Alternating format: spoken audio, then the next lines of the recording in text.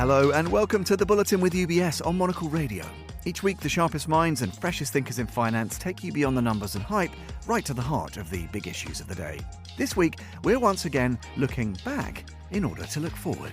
The almost 250-year history of the United States stands as a testament to the power of its unique democratic and societal spirit of entrepreneurship. Leading up to the 4th of July this year, UBS is celebrating the Republic's semiquincentennial with a series of reports highlighting prime examples of uniquely American innovation and entrepreneurship that have not only transformed the domestic economic landscape, but also profoundly impacted the world. Now, we kicked off our occasional series exploring these reports back in November of last year when our friend from the UBS CIO Americas, Kurt Ryman, head of fixed income, talked to us about the development of the Transcontinental Railroad. Today, we're switching our sights from the rails to the skies.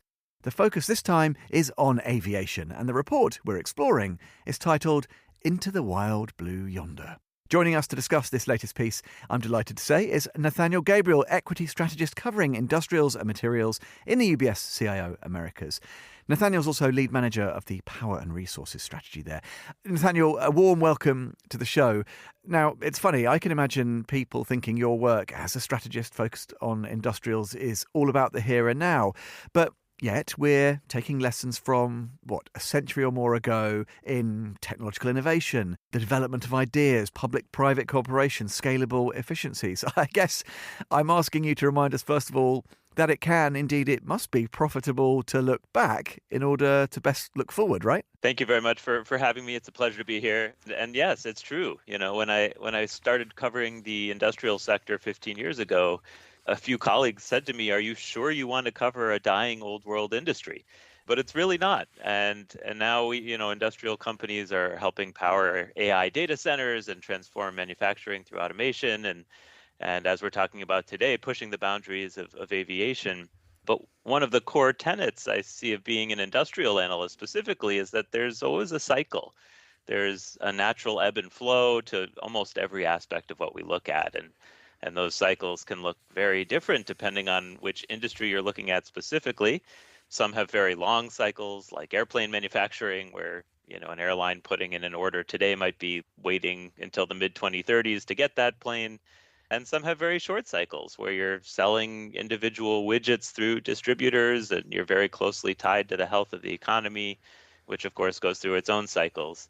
So I think the point is that, yes, technologies change, societal priorities change, but the cycles themselves don't look all that different, whether it's today or 100 years ago, perhaps because human beings haven't changed all that much. So I do think there are definitely lessons to be learned, and by revisiting the dynamics that led into and came out of these big historical moments, I think we can apply that knowledge to the trends developing today, where we have imperfect information and yet strive to make the best educated forecasts we possibly can. Just to that point you make there about long cycles, I think what the report does so interestingly is it takes us back on this sort of historical journey and talks a little bit about the great moments of opportunity and innovation. But let's talk about those big challenges, because a lot of them talk to that long cyclical nature of things. The depth of research and development that's required, the necessarily slow scalability in some sectors or subsectors. Is that, if we look back over 100 and odd years, is that kind of one of the biggest challenges that aviation as a sector has faced? Yeah, it's a great question. And I would say the biggest challenge has remained absolutely constant between the very first airplane and the one that just rolled off the production line. And that's really the laws of physics. The progress that we've made in aviation, from that first Wright Flyer's 30 miles an hour to the Blackbird's 2,200 miles an hour, has really been an evolution in our own understanding of how to best harness the laws of physics and also make progress on material science and fluid dynamics to facilitate that. And so I would say earlier on, it was more about the physics, and in the modern area, more about the material science. But through all of this, it's had to be a very highly iterative process. You engineer an idea, you test it in a wind tunnel, you take measurements, you go back, you tweak the design and weigh the pros and cons of various features. And, especially in aviation, development really sought to solve almost one problem at a time. Initially the question was, could we really have sustained powered heavier than air flight that allowed a pilot to come out unscathed from the experience. And then, could that airplane fight other airplanes? How do you shoot a weapon from a moving vehicle and not blow your own propeller off? How do you use this new mode of travel to deliver mail? How do you use it to transport passengers and make travel more egalitarian? More recently, I would say, how do you make passenger travel more efficient to both reduce emissions, but also support the profitability of the airlines that operate these huge aircraft fleets, where even a very small boost to fuel efficiency means millions of dollars of savings? So, I'd say we're at a very interesting juncture today, mostly because there are two major ways we can push the boundaries on a modern commercial jet. You can make it more efficient, or you can make it faster. So we have progress in both those areas ongoing even today, still that very iterative process using a lot of the tools that were done back then. Yeah, well, we'll maybe come back to the opportunities today and that sort of balance or choice, I guess, as you say, between efficiency and speed. Just one of the kind of interesting areas that the report picked out was the synergies over time with the military. And actually, you alluded to it there when we were thinking about early applications of early aircraft technology. And the involvement of the military is interesting because there has unquestionably been huge leaps in terms of innovation and ambition that have been facilitated by military. But there is that kind of symbiotic or synergistic, however you want to describe it, relationship, which is quite interesting, isn't it, in terms of the US aviation scene? Absolutely. The military has really been involved in aviation since the very beginning. It was only 6 years between the Wright brothers' very first airplane and the sale of the Wright military flyer, which was essentially a faster plane that was used by observation by the US Army. And that came with very early military contract. It was $25,000 for the plane plus $2,500 for each mile per hour that the Wright company could squeeze out over 40 miles an hour for that aircraft. Similarly, only 3 years after that, U.S. Army captain was able to mount a machine gun on an aircraft, and that was really the dawn of military aviation. So it's been interesting. Early on, that the plane was viewed solely as a tool for observation, and there really weren't very many planes, just a handful in the U.S. when World War I broke out. But by the end of World War I, there were more than 100,000 planes that had been built. And that's when we really saw some degree of specialization that obviously continues today, where planes were built specifically to fight other planes, to drop bombs, or to aim at targets on the ground. And this really transformed aviation from what was a novelty that you'd see in the headlines of the local newspaper into a key domain of military operations, where it is today. And similarly, somewhere around 700,000 planes were built for World War II. Almost half of those were done by the United States. And if we fast forward to today, the U.S. Air Force has a budget of around $230 billion. So, it's interesting that the military saw the usefulness of aviation very early on and still continues to push the boundaries of aviation today. The F-47 fighter jet contract that was awarded earlier this year, that's expected to fly alongside what they call collaborative combat aircraft, which are essentially autonomous AI-operated drones that can attack or defend or serve as decoys, which I think is just remarkable to think about when we look at how far we've come.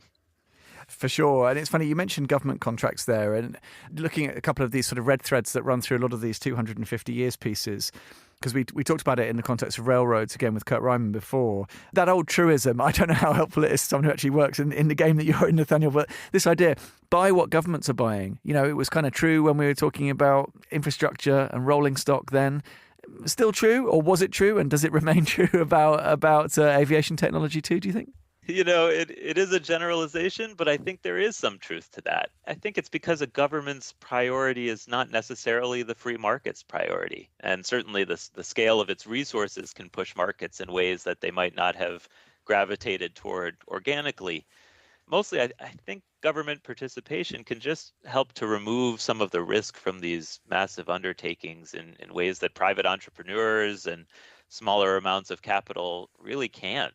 Going back to the railroad, Congress funded the construction of the Transcontinental Railroad and then created the railroad companies that made it happen. And the impact to GDP over time from that action is very hard to measure, but I think we can feel very comfortable that it was a phenomenal investment decision. And the money that the military funneled into aviation as a national priority really allows for the development of a lot of the technology that will enable me to visit my family for the holidays coming up. So when we look around today, it still holds true in many ways. And certainly in my world of industrials and materials, one example, I think many firmly believe we're on the cusp of a renaissance for nuclear power generation, but we also carry the scars of delays and cost overruns in the past that run very deep. And so, we tend to think that if this really is a national priority, some degree of government backstop here too would be needed to absorb some of the risk from private enterprise. And in a completely different area, we've been seeing governments around the world boosting their reserves of gold to diversify from other currencies. And I think one look at the price chart for gold tells you it's very hard to fight what governments are buying. Yeah, indeed. Well, just on that point, which I think is really interesting, you mentioned, if you're looking at industrials, materials, or the renaissance of nuclear, certainly some issues there that are quite complex, sometimes a little divisive. And on that point about sustainability, we kind of alluded to it earlier as well. For the aviation sector, I don't know if you'd agree with this, Nathaniel. It seems to me like we've maybe kind of moved just past that era of flight shaming and this kind of thing. And actually we understand that mass transit globally, it has to be integrated for any number of critical strategic reasons. What's the kind of discourse around that currently in the aviation sector, particularly within the United States? Because it's kind of an interesting moment, isn't it, where some of these things are being looked at, reflected upon somewhat differently. It's a phenomenal question. And really, just even in the last several years, I would say the discourse has changed back and forth mostly. So, the aviation industry is clearly fuel intensive. It's about 2.5% of global carbon dioxide emissions. There are only so many ways we can address this problem. It's really not feasible for a large, heavy commercial jet to be fully electric at this stage, to run on hydrogen at this stage. And so, the path forward, besides just making engines a little more fuel efficient, is what's called sustainable aviation fuel. And, this is really sourced from alternative feedstocks. It might be biomass or animal fats or cooking oil or crops. But this is something that can be more renewable and can be blended into existing jet fuel. So, we're starting to see some progress on this front. We've had some commitments from major airlines to purchase more sustainable aviation fuel. Europe specifically has a mandate that jet fuel suppliers must blend some of this into the fuel mix by the end of the decade. I would say very early stage, though. These trends are certainly encouraging, but sustainable fuel can be several times more expensive than traditional jet fuel. And as I mentioned, you require those organic inputs.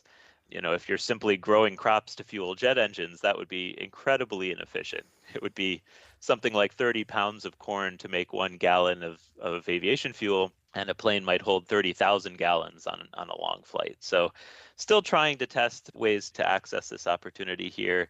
I think the commitment is there, the wherewithal is there. We really need to figure out the best path forward to decarbonize this industry. But just, touching on one interesting facet of the way the conversation has changed, as we look at the next generation of aircraft engines, the goal is really to make them as fuel efficient as possible. But doing so requires integrating new technologies that have less of a history than some of the technologies we're using today.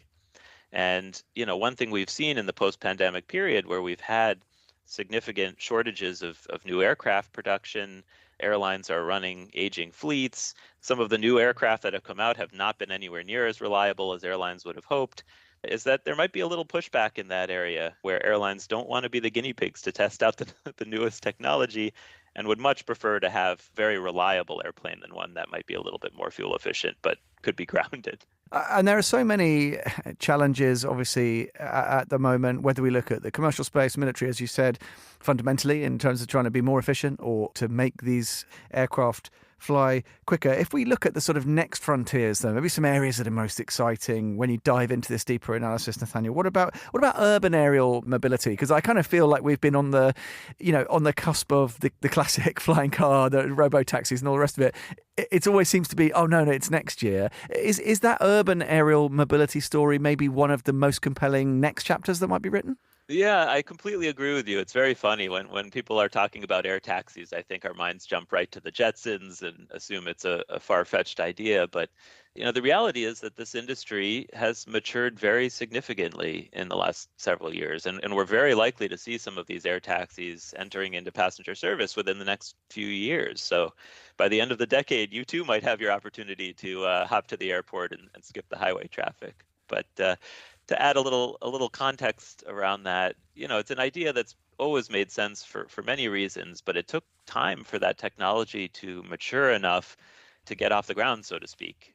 Once that did happen and we had lightweight vehicles, we had composite materials, we had electric controls, so many small companies and prototypes began to spring up and iterate those designs very quickly. So quickly, in fact, that the Federal Aviation Administration, the FAA, which needs to approve even the smallest changes to airplane design, had no established framework for evaluating this entirely new category of civil aircraft. It's really the first since helicopters came onto the scene 80 years ago. And this framework came out only in late 2024. So, really the air taxi industry, the companies working on this, and the FAA were learning together how to establish these operational requirements and how to frame the travel corridors and how to qualify pilots. But we do finally have this now. And the acting administrator of the FAA has said that he fully expects fully certified air taxis to be flying by 2028. And we might even have some flying passengers in other countries, the UAE, within the next year or two.